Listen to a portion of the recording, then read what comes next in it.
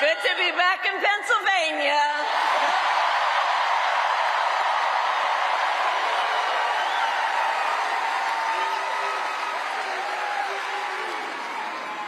So let me say, on behalf of myself and the first, second gentleman of the United States, my husband, Doug Emhoff,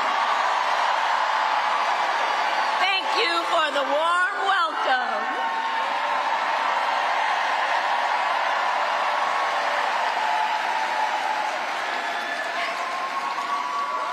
And let me just say, it's good to be here with all of the friends, all of the leaders who are here. I want to thank former Governor Ed Rendell,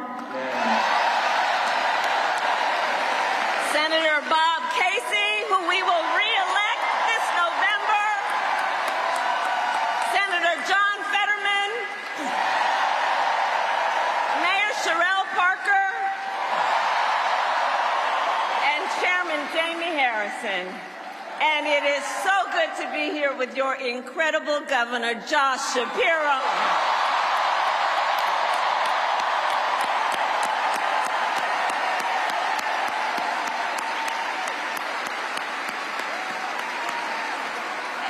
And I will say, Josh is a dear, dear friend and an extraordinary leader. He and I have been spending a lot of time together over the years. And I told Josh, look, I am so invested in our friendship in doing this together, because together with Josh Shapiro, we will win Pennsylvania.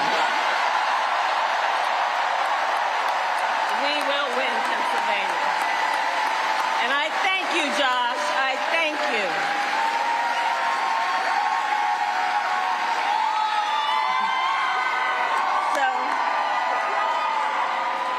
So Philadelphia, I launched my campaign for the President of the United States a mere 2 weeks ago. And it's been a bit of a whirlwind. And just last night, the delegates to the Democratic National Convention finished voting. And so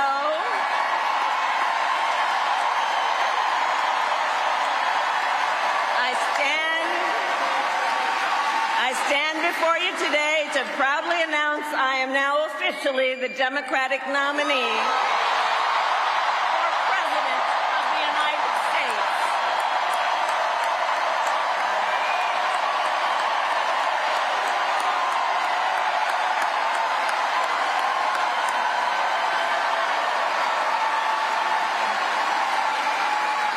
And so now we got some work to do. We need to move to the general election and win that. And to all the friends, listen, we also need to level set.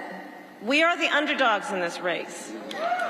But we have the momentum, and I know exactly what we are up against.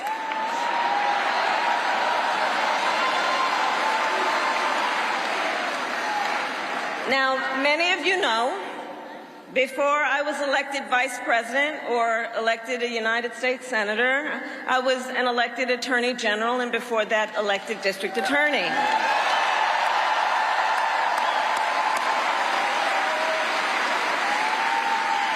And before that, I was a courtroom prosecutor.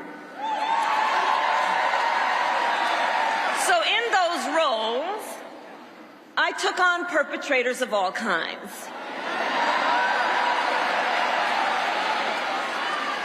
Predators who abused women. Fraudsters who scammed consumers.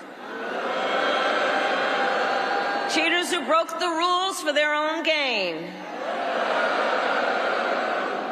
So hear me when I say,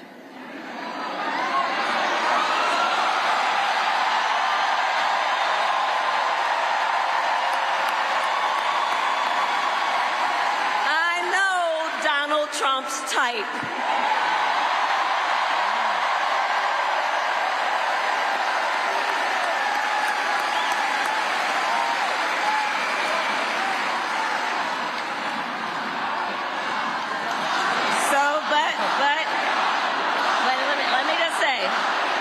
Let me say, hold on. our campaign, is not just a fight against Donald Trump. Our campaign, this campaign, is a fight for the future. It's a fight for the future. In Pennsylvania, we fight for a future with affordable housing, affordable health care, affordable child care, paid leave. We fight for a future where we build a broad-based economy, where every American has the opportunity to own a home, to start a business, and to build wealth.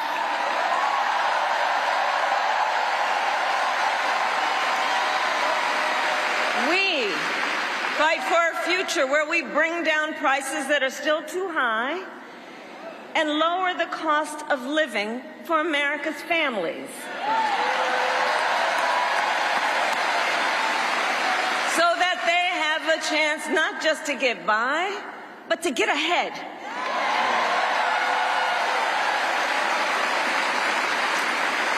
We fight for a future where we defend our most fundamental freedoms: the freedom to vote,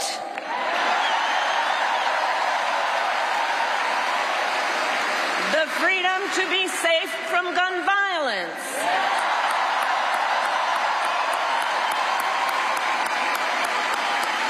the freedom to love who you love openly and with pride,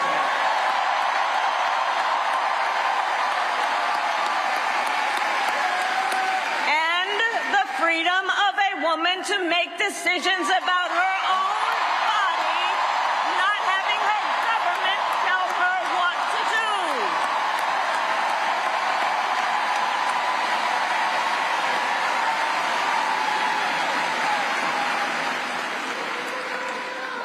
So, I love you too.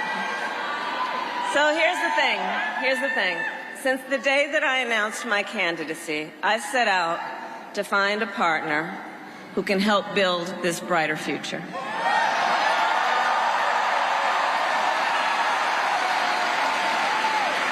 A leader who will help unite our nation and move us forward.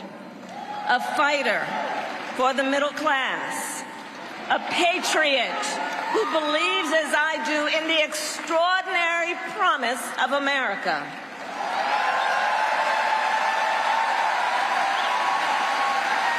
A promise of freedom, opportunity, and justice, not just for some, but for all.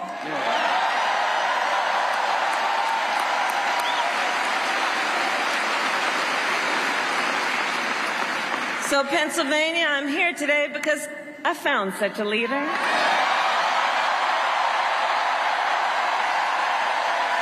Governor Tim Walz of the great state of Minnesota.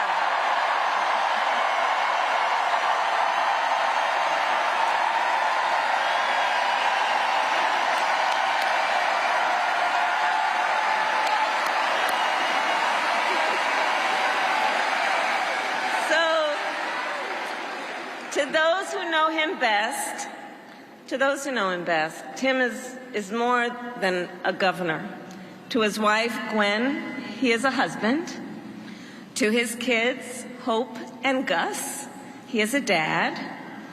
To his fellow veterans, he is Sergeant Major Walz.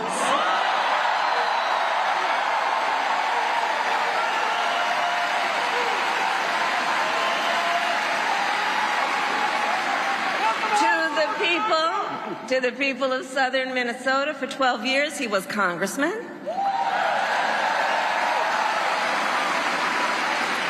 To his former high school students, he was Mr. Walz.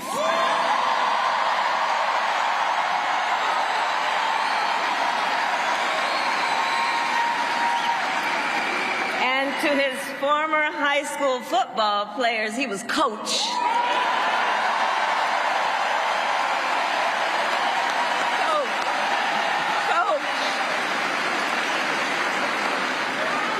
And in 91 days,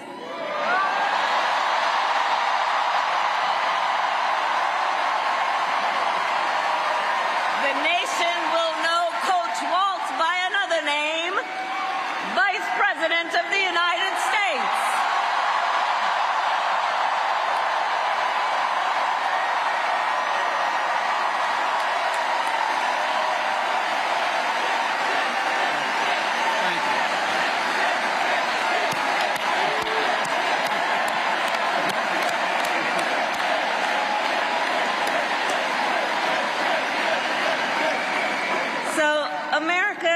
For some folks, they're just getting to know Coach Walz's story.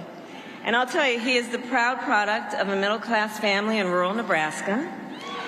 He is a veteran who served our nation in uniform for more than 2 decades as a member of the Army National Guard, and he went to college on the GI Bill.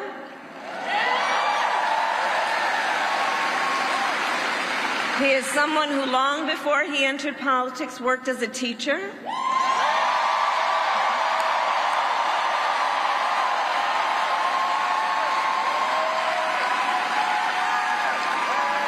When Coach Walz and his wife Gwen moved from his native Nebraska to Minnesota nearly 30 years ago, they both took jobs at the local high school. Coach Walz taught social studies, Gwen taught English.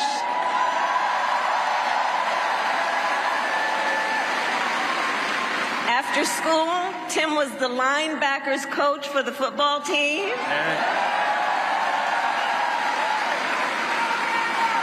Where I've heard the stories about he had a knack for using the game of football to teach life lessons.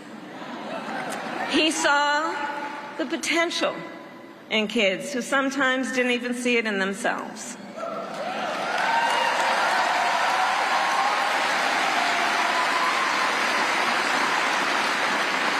Under those Friday night lights, Coach Walz motivated his players to believe they could achieve anything.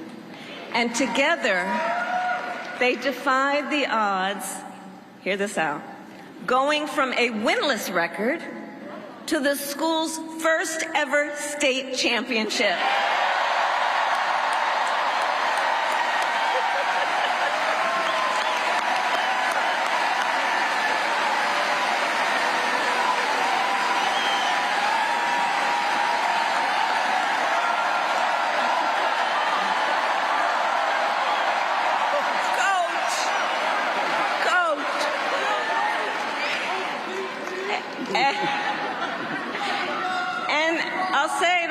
Tim wasn't only a role model on the football field. Around that same time, Coach Walz was approached by a student in his social studies class. The young man was one of the first openly gay students at the school and was hoping to start a gay-straight alliance. At a time when acceptance was difficult to find for LGBTQ students, Tim knew the signal that it would send to have a football coach get involved.